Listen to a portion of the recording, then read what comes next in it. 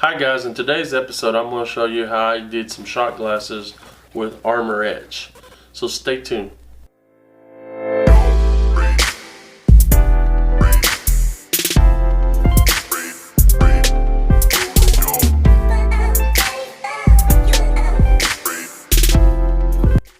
Pick your design and send it to your cutter. Now I have a Silhouette Cameo 2, I have it on blade 2, force 3, speed 3, but you'll have to adjust it to yours. Before applying, make sure you clean your surface with rubbing alcohol, and then take off the clear contact paper off the white contact paper very carefully. Okay, now at this point, now that you got your design on your shot glass, you can take your cheap brush and start brushing on that armour etch.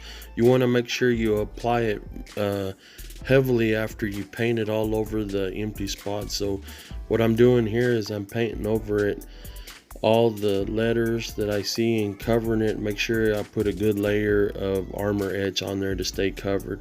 Now make sure it says to leave for 5 minutes, but I went ahead, the first glass I did I left for 5, but all the others I left for 20, and you still get the same etching on it. Now after the 5 minutes or 20 minutes that I left it on there, I went ahead and took all my shot glasses and I started rinsing it off with hot water and peeled off the contact paper. Now the reason I use contact paper, because if you use vinyl it gets more expensive, and I seen that the contact paper works a lot better, and you can pick it up at any local Dollar General or your local Walmart. Make sure after cleaning it up you wash them with mild detergent. Well guys, that's it. Hope you like this video. If you have any questions, leave your comments below.